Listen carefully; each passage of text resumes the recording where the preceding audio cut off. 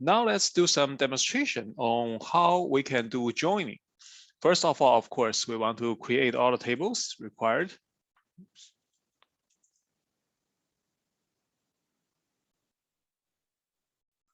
And insert values into it. Now, once I insert, I want to delete this just to make some room for ourselves.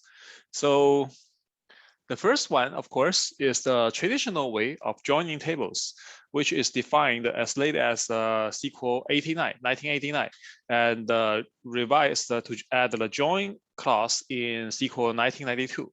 Okay, so in this case, we will have a regular select clause and with a from clause, where you have all the tables listed out, separated by comma, followed by the where condition, where clause with a join condition, where instructor name from two different tables equals to each other.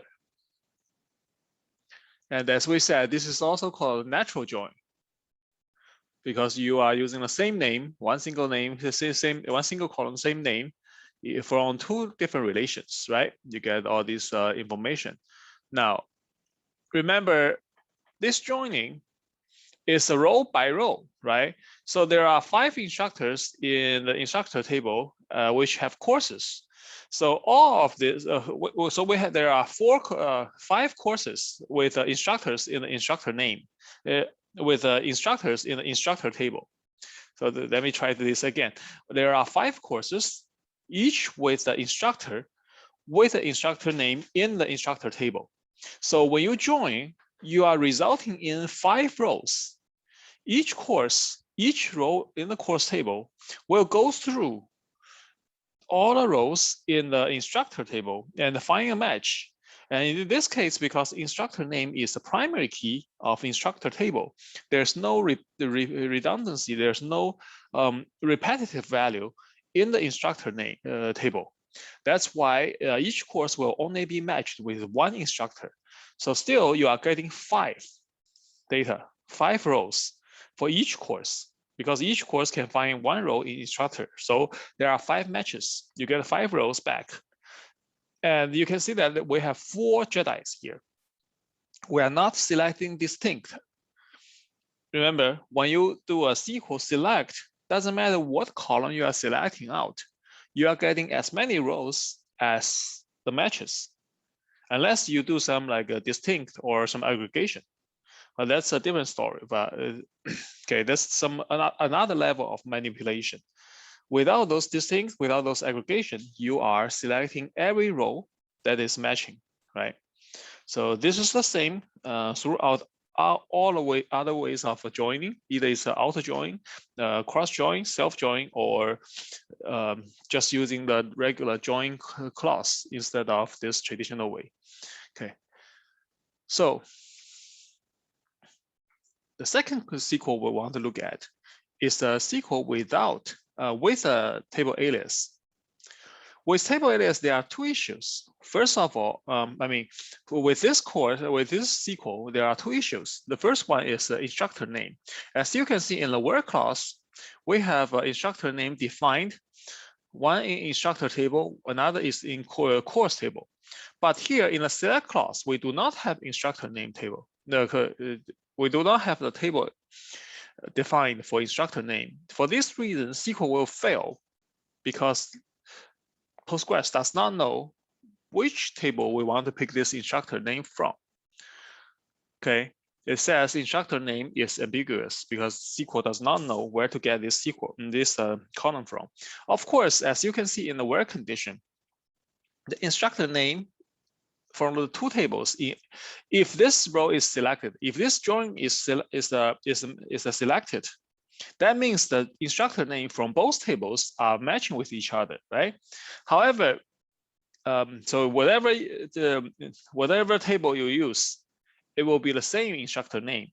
However, the issue is you may running into auto join or cross join, or some other ways of joining is where the instructor name can be now from one table, but not now in another table. So there's still a possibility that the instructor name coming from two tables are different.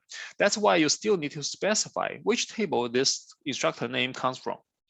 So this is the first issue, that we are not using a proper table qualification. Now, the second problem with this is that even if I put all the qualifications here, Postgres actually requires us, if we write a table alias, we have to use this table alias everywhere. We cannot use table name anymore.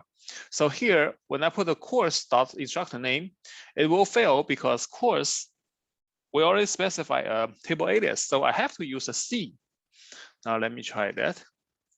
You have to use C dot instructor name instead of course dot instructor name.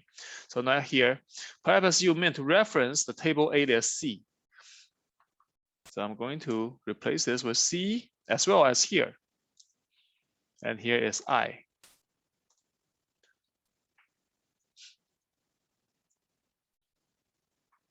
And now it works, right? And so this is the right way, the proper way of writing a join, where you have the table name, table alias with every column specified with the table alias. Now, how about this course name? Course name only shows up in course, right? So there's no ambiguity, even if we do not write C dot. Even if we don't specify which table it comes from, there's no ambiguity on this course name. However, usually it's still a best practice to always add a table alias, because you never know when you are going to change your SQL to add a new table, and that table may have a course name. Or sometimes you may be changing the instructor table and add some course. You never know that. So it's always a good practice to add table alias for all of the columns in your SQL.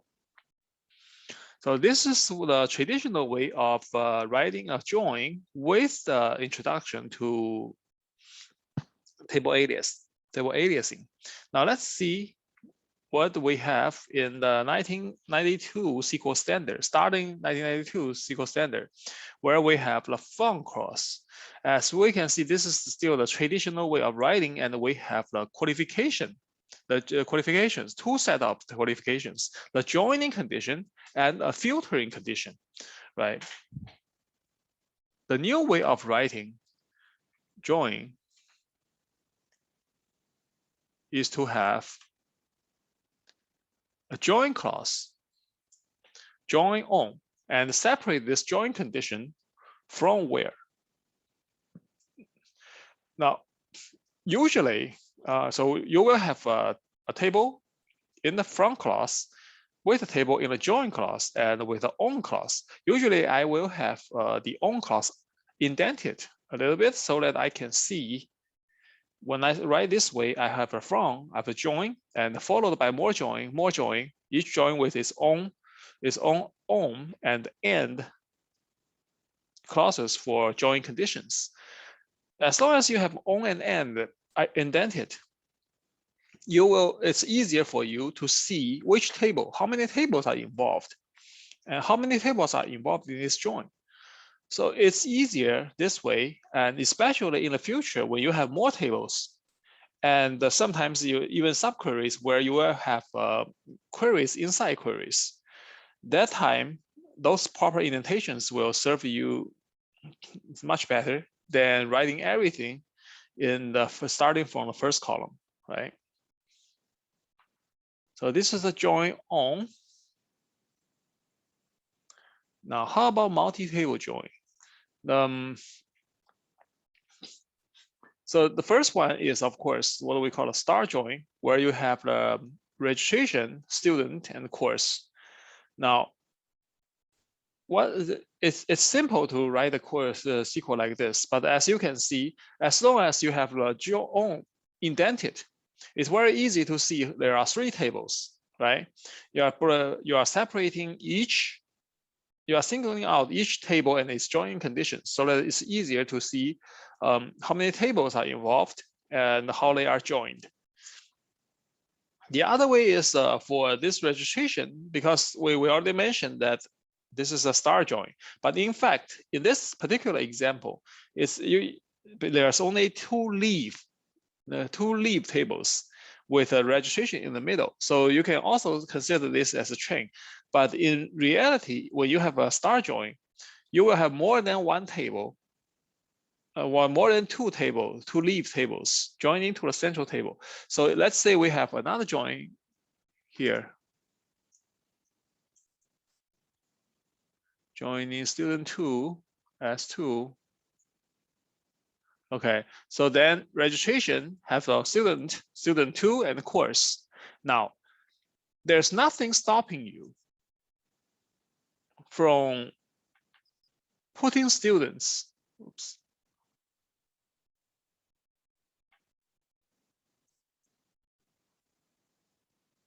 Oops, what's going on?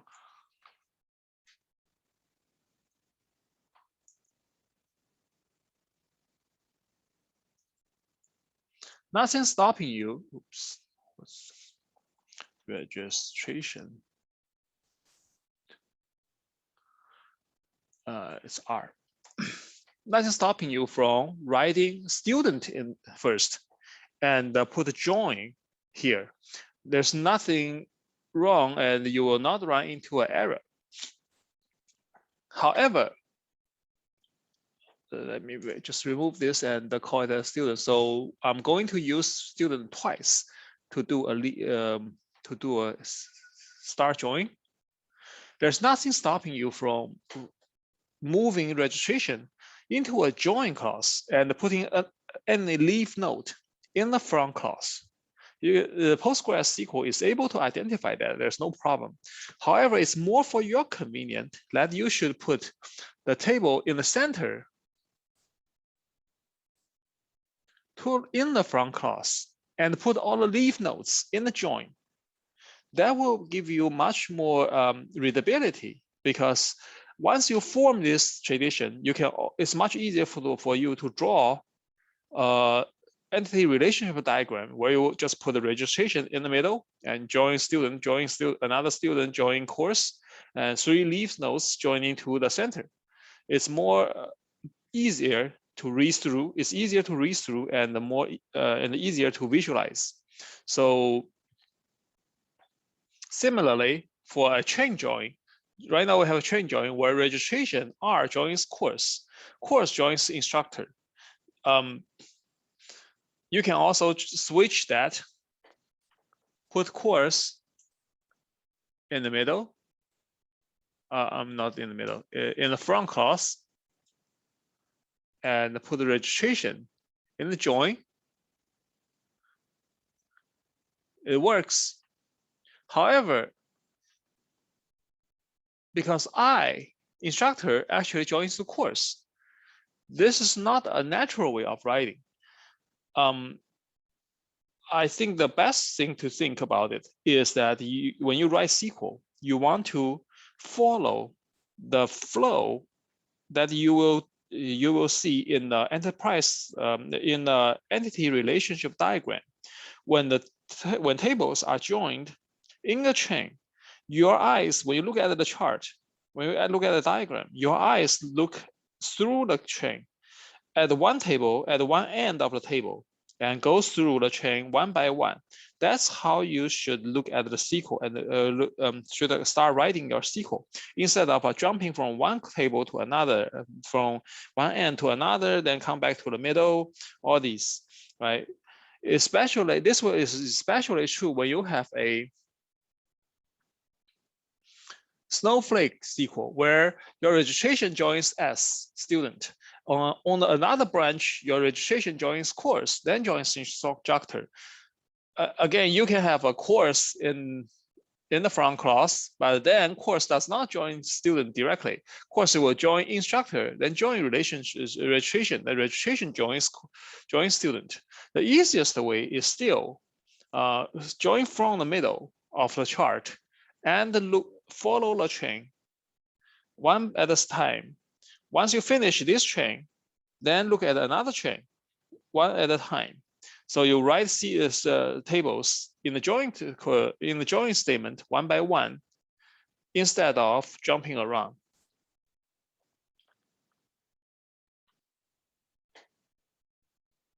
Okay, so much is for joining. Joining is multi-table join is actually pretty simple. Once you look at the entity relational diagram, it's very easy to figure that out, that you are putting different relationships together or entity relationships together.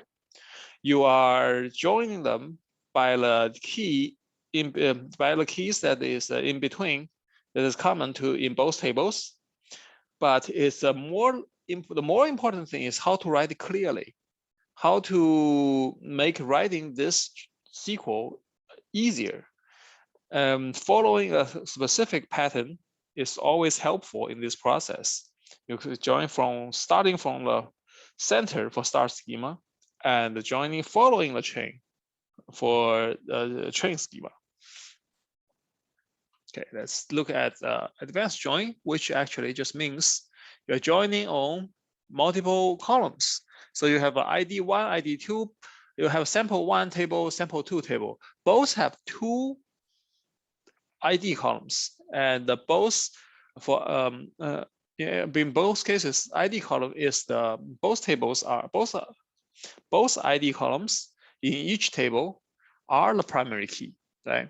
So now that you have 1, 2, and 3 in sample 1 and the 1, 2, 4 in sample 2, and we have a specific sample 2 and 3 in sample 2.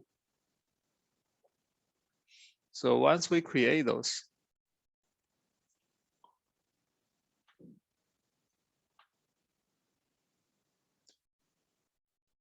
and join, what do you expect to see?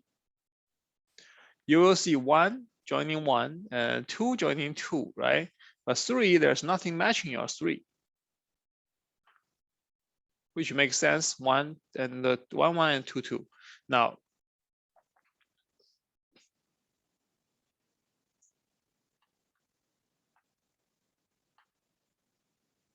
when you see employee and you see employee and supervisor, you know we are doing a self join, right? We have a Bill whose supervisor is Alice. We have Tom whose supervisor is Alice. Then Alice's supervisor is Rachel. And now I want to see who's the supervisor of supervisor. So I want to see for Bill, who's the supervisor of the supervisor of his supervisor. Of course, Bill's supervisor is Alice, and how do you get for Rachel, right? That's for Bill and for Tom. Now for Alice, her supervisor is Rachel, but there's no record in Rachel here.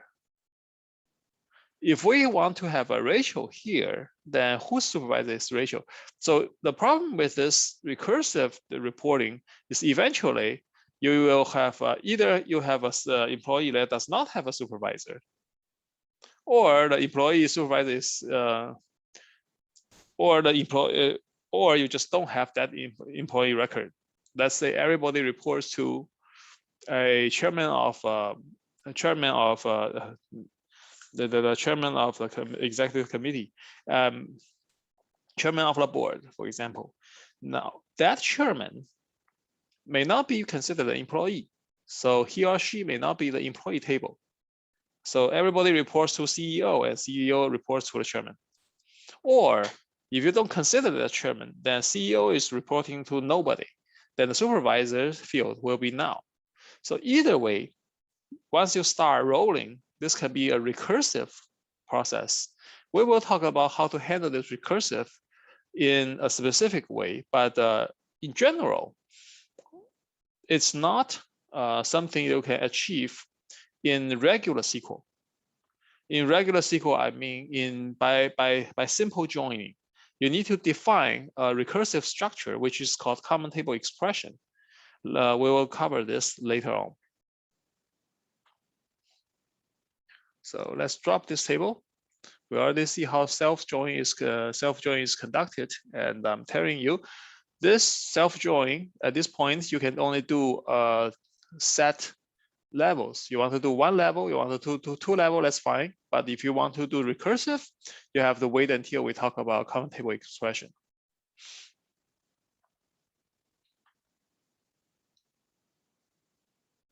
So let's look at the fun part of outer join. We already know that some table, some instructor does not have course. Let's see who this. Let's see how we can get this culprit. So right now, because I'm doing a left outer join, you can see that course name now who does not have a course. That's our Anakin Skywalker. Now, note that we specify left outer join, right? We specify a left outer join, and the left is defined by the order in the front clause.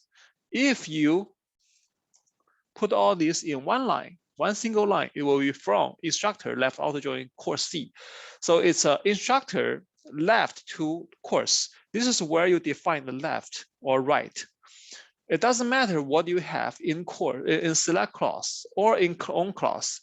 Either way, in both select clause and in on clause, the left table, the first column is the column from course C, but it's not the column that decides the left join order. It's because if you think about this, left outer join is not a column, the column operation. Join is a relational operation. It's instructor I joins course C. So which column comes first does not matter. It's which table comes first that matters. And which table comes first is only showing up in the from join clause. And that's where you define left and right, right? Whether which one is on the first or to the left or to the right in select or on does not matter because those are just column definitions.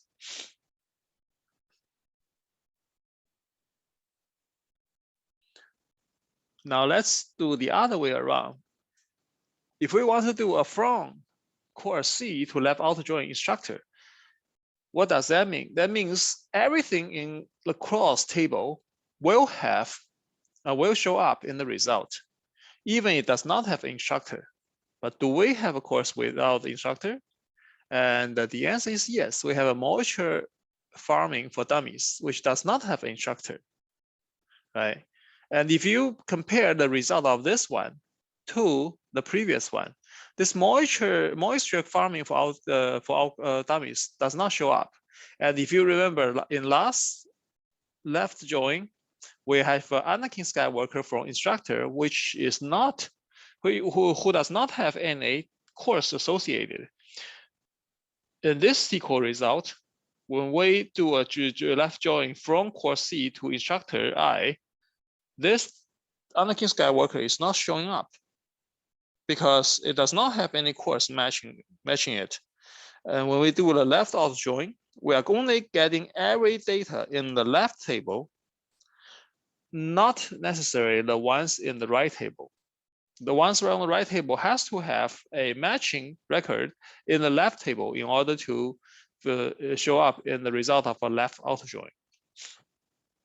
Now, left outer join is the reverse of right join, right? So course C right join instructor means instructor left join course, and instructor left join course means everybody in instructor should show up, including those without the course, which we already know is Anakin Skywalker. So what we are going to do is when we run this, we do expect to see Anakin Skywalker without the course moisture farming for dummies, because that course does not have instructor name, right? So that's who we see, Anakin Skywalker, and we do not see moisture farming. Okay, so much is for outer join. Now, how about join cross join? This is the join without on. in fact, if you want to do this first, join without on with a join condition, you get an error, join instructor error, syntax error at near semicolon.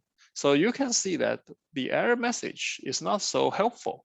That's another example of how you need to be familiar with the cases. You cannot always rely on the error message. The error message can be helpful, but you need to know how to use it. And now if I do a select without on, without a where clause, without a join condition, just by listing tables in the from clause and putting a comma without a where clause, this is what we get for each. As you can see, for each row in the course table, I'm joining one column and two column for, let me do the other way. Let me order by course name.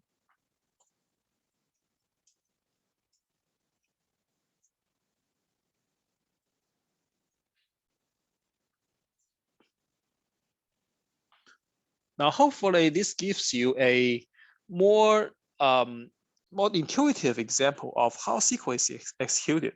For each course, for each row in the course table, we are going, you can see, we are going through all 4 rows in the instructor table. And because here we do not have any where clause or any join condition, so SQL assumes every row matches our record. That's why we have every row showing up, every combination showing up. It will be 6 courses times 4 instructors, and the total result is 24 rows, right?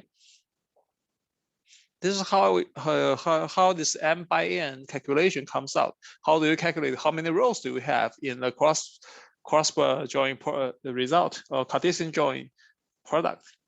You time the counts from one table with the count to the count of another table. Of course, sometimes you do need to do cross join. So in this case, SQL does provide you with a way of specifying it's a cross join, right? However, you need to notice that in most cases, this is a mistake. People usually don't want to do cross join. 99% of the time, you don't want to do cross join. So this, when you write something like this, it's more likely to be an error message, mistake. That's why SQL introduced this cross-join syntax. If you really want to have a cross-join, you need to specifically, explicitly tell database that you want to run a cross-join. Otherwise, if you just write the join, then SQL will not allow you to do that. And that's another reason that you want to use a join syntax instead of the traditional from where clause. Because if you forgot the where clause, there's nothing, there's no way that SQL will stop it before it's too late when you already try to join 1 million rows with another million rows, right? But if you are using a join, when you make a mistake and run a cross join, SQL will notice that and warn you and stop the execution. Okay, now let's look at some partial cross join. Let's create this sample SQL sample data where you can see 1 and 1, 1 and 1 here, right? Now, the ID 1 repeats in both sample 1 and sample 2. Now that I'm joining these two, you can see that ID 101 shows up twice. Each time matches one row in one ID 1 row in sample 2. So, or let me put it more clearly, the ID 1 equals to the 1 value in ID 1 of sample 1 show up twice, each corresponding to the 1 value in ID 1 of sample 2. So that's an m by n. Again, it's an m by n calculation, the cross join. But just for the ID 1 equals to 1 value. So that's what we call a partial cross join. It's not a joining with the ID 1 equals to 2 value. Now finally, referential integrity.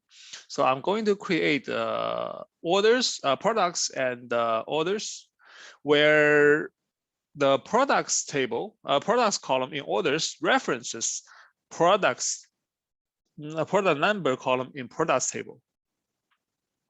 Oops. I forgot to include.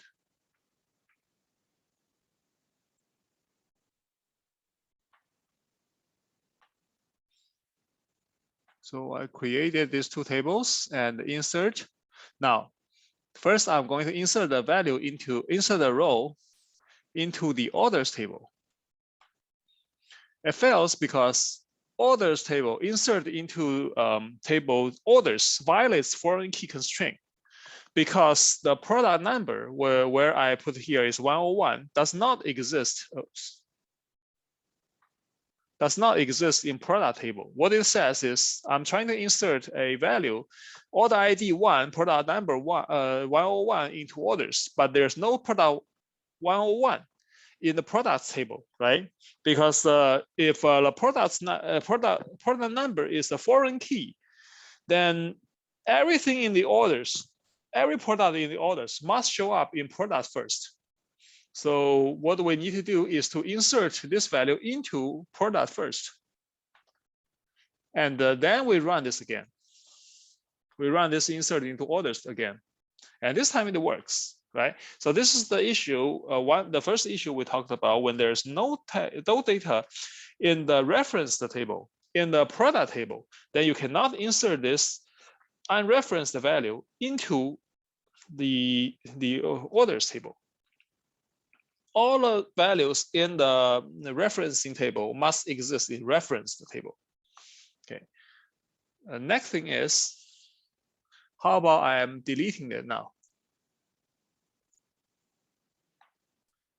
Update or delete on table products violates foreign key constraint because the referencing table orders still have a value of product number 101.